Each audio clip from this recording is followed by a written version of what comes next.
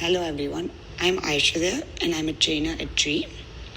As summer is already here, we thought it would be interesting to deep dive into a conversation about how to keep our children engaged during the summer. And today we have with us Miss Kavita, who's also a fellow trainer at Tree, and she works as a reading specialist. She's also a mother of three children. We recognize and understand that every child is unique, as every family is unique, so there's no one blanket rule or one be all and end all rule of how to keep the children engaged, and there's no right or wrong as well over here. So we just want to discuss our ideas of some methods that may have worked and may not have even worked, which is, I think, a greater point to talk about and maybe more realistic, and to speak about our own realistic experiences. And Kavita is here to talk about her personal experiences as well with her three children. So, Kavita, since we're here talking about the summer vacation, we thought it'd be great to first dive into the whole question of what is the purpose of the summer holidays as well. Like, why do you think schools then break away for these 2 months? Hi Aishwarya, thank you. So for me personally, I think summer is a great time to just unwind.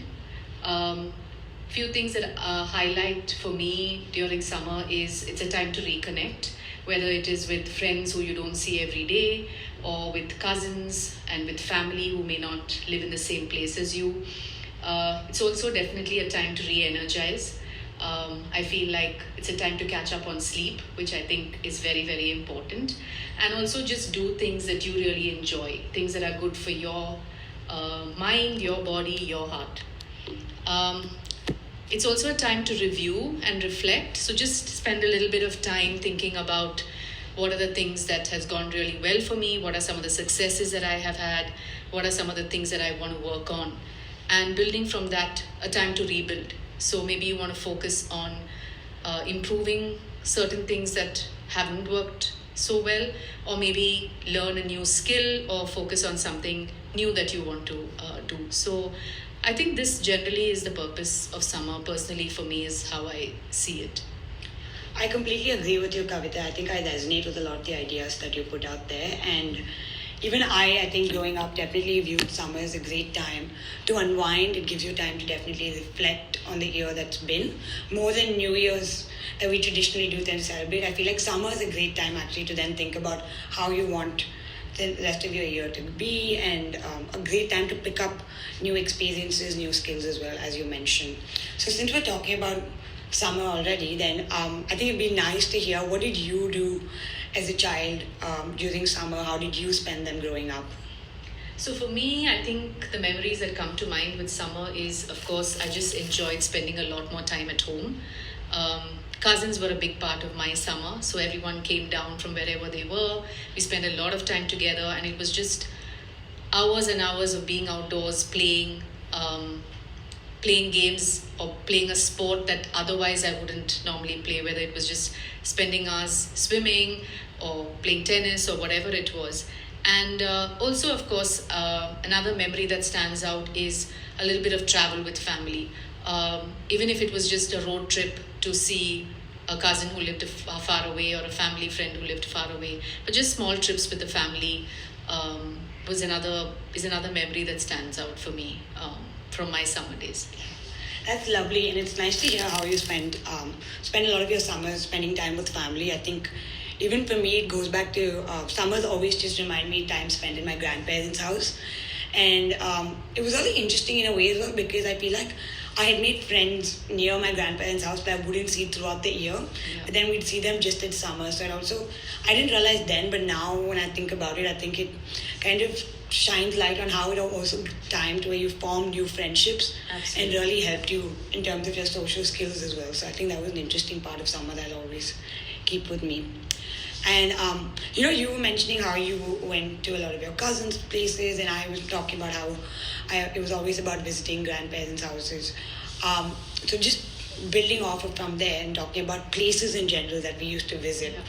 What do you think are some of the places that maybe you enjoyed going as a child, or some places that you do take your children now during the summer? Just some that you commonly visit. So, obviously, I didn't grow up in Chennai, but now Chennai is very much home, and it is very much home for my three kids. And I think there's so much in Chennai that we can do and see and explore. Obviously, for me personally, some of the places that I visited had to do with the interests of my kids.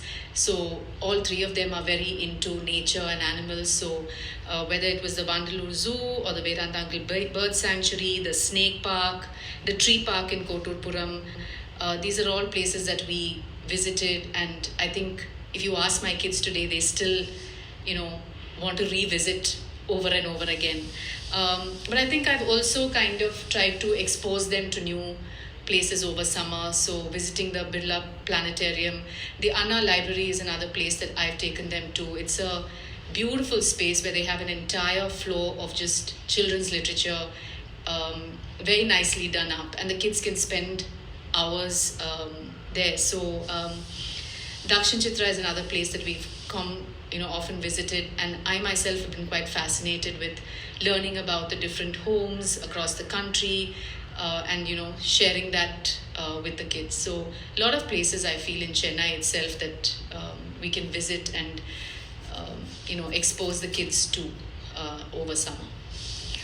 And it's lovely that you mentioned those are some great places. I think I enjoyed. I grew up in Chennai, so I know I've enjoyed going to all of these places as well. And they have so much that you can learn from, and really how they evolve over time. And it's interesting how you mentioned that these are places where your children would love to keep going back. And even places like Dakshin Chitra, whether they're the Vedantangal Bird Sanctuary, I think it's interesting that every time you go back to these places as well, it's not to think that you go once, you don't have to go back. But it's interesting every time you go back as well, there's something new always there. So I don't think there's an absolute limit of places that you can go to in Chennai. Like there's so many, and you can keep repeating or go back to the same place, and I feel like there's always a new experience that you would get from them as well. Because we were talking about some of the places that you do take your children to, and just going back to our previous question, I was wondering about how would you say are the summers today, apart from the heat, of course, how would you say are they different from the summers that you experienced, as opposed to you feel that the summers that your children are experiencing today? So, I think there are definitely some common threads, because for me personally, it's very important for me that the kids connect with family over summer, since we are away from them the rest of the time. So we do spend a little bit of time, and I ensure that they spend some time with cousins and, like you said, with grandparents and all of that. But I think as a parent today, one of the struggles that I have is accepting the fact that technology and media is very much a part of their lives. So in that sense, it is different, and they don't possibly spend as much time outdoors as I did. And I think given a choice, they would, be on a device or be watching something online. But I think it's important to kind of accept that technology is here to stay, and it doesn't necessarily need to be a bad thing.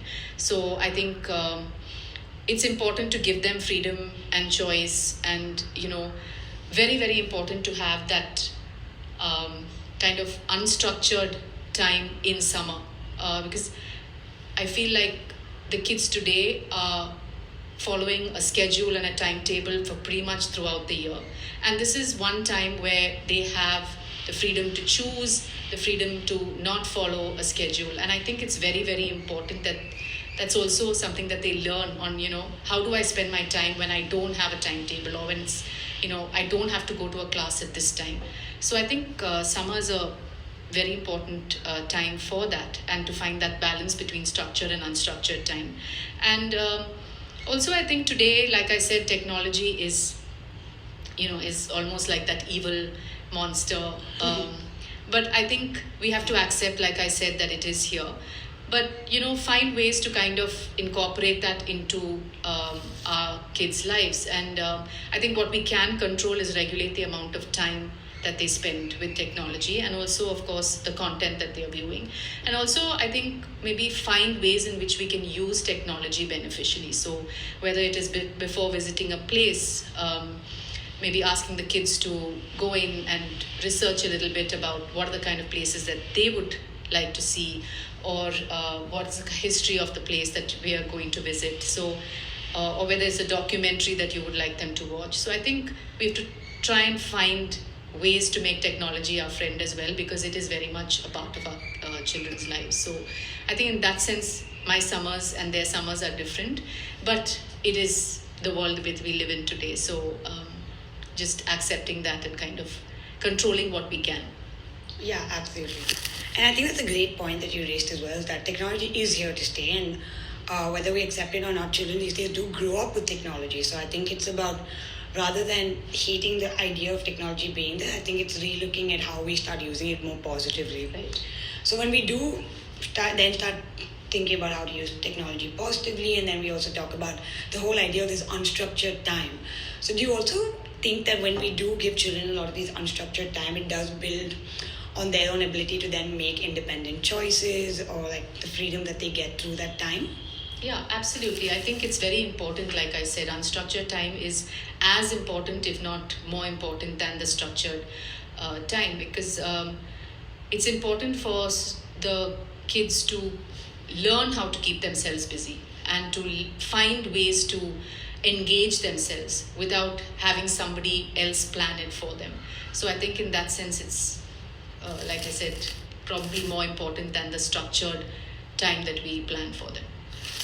That's interesting to hear, actually. And I think because we are talking about, again, going back to the same question about unstructured time, and when they are at home or traveling during the summer for about a month or even 2 months, trying to strike that balance between structured and unstructured time. And as we discussed, that unstructured time would be more important as well. So when they do then, finally go back to school after that month or 2 months of break, where they then go back to the very structured timetable day where pretty much every class is scheduled after the other, and they do kind of follow that pattern. Are there any common patterns that you see occurring with children when they do go back to school? So as an educator, and I think we share this concern as teachers, there is definitely a learning slump that happens over summer. And I think it's common, it's natural. And one of the things that we could do is, again, finding that finding that balance between structured and unstructured time, right? So even while we are giving them freedom and choice and letting them just be, also finding a little bit of that time to think about what are some of the skills that I might need to work on, and even if it's just picking one or two goals, and obviously it's great if you can do it with your child, picking those goals depending on their age. What am I going to focus on in summer? So maybe it's picking one or two skills that you want to improve on, and maybe okay, this is one thing that I want to learn that's new.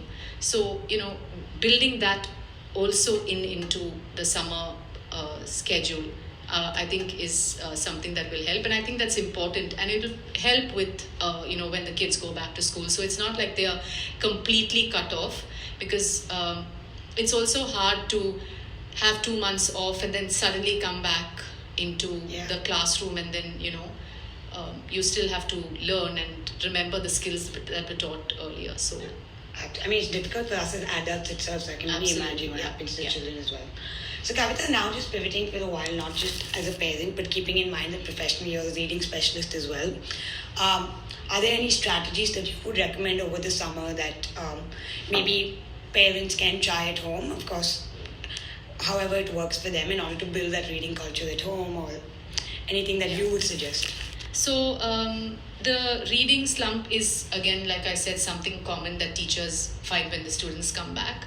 But I think definitely some of the things that I would suggest, especially for students who maybe are reluctant readers and are not, in the habit of reading every day. One is to have a plan and make time and schedule that reading time in. One of the things that I find really helps is if you can do it as a family. So whether it is reading aloud to each other, or just a common time in the day when the whole family is reading, or asking each one to maybe share something that they've read which is interesting. That's one thing. The second thing is over summer visiting libraries. Like I said, we have a fabulous library in the Anna Library in Kodurpuram. Also attending events around books and reading and literature.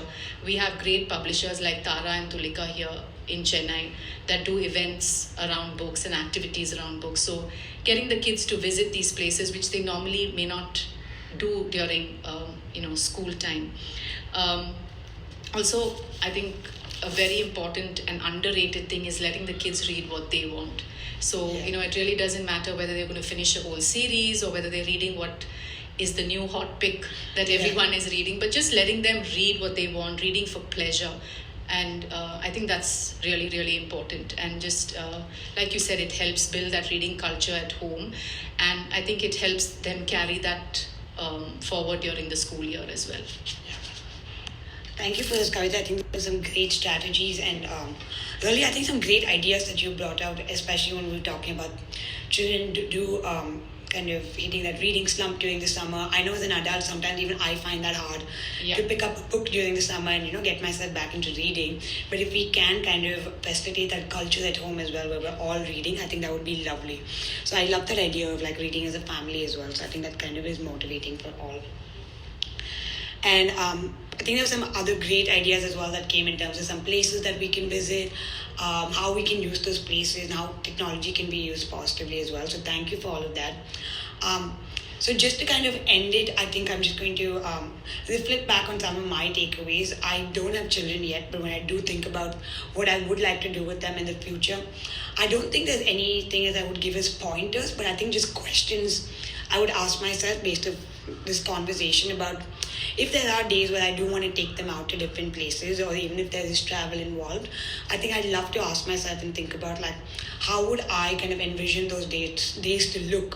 What is it that I do want to do with them? I think that gives me a great kind of like a little blueprint of how I want to plan that day to make sure it's kind of enjoyable, because summer is to unwind, and I think some of the best learning happens when you're having a great time and enjoying, and it just seamlessly flows into the day. So I think I'd love to think about what experience would I want my children to take away from it. And another key takeaway, which I think is a great point to talk about, is this balance between structured and unstructured time. Because I think it's important to also remember that it is time for children also to unwind. It's not that they're just sitting at home or that they're just relaxing. It's important for them to have that time to relax and maybe sometimes do nothing. Because I think when you do give children time to do nothing, then they will kind of make those independent choices to go figure out what they want to do and give them that freedom to make their own decisions. So I think I'd love to think more about how to strike that balance between structured and unstructured timing. And thank you, Kavita, for your time. I think we'll end on that note, just thinking about how we want to strike that balance. And I hope you have a great summer and find time to pick up a book and, with your children as well, and visit the places that you were talking about. I hope so. Thank you so much for having me, Aishwarya. And I think this conversation has also kind of helped me reflect on some of the things that I am going to go ahead and do over summer. So thanks a lot. Lovely. Thank you to our listeners for tuning in today. We'd love to hear your thoughts on some of the ideas that we discussed today, as well as some of the ideas that you may have for how to keep the children engaged during the summer. So please do comment about that, and we'd love to hear more about it and continue this conversation.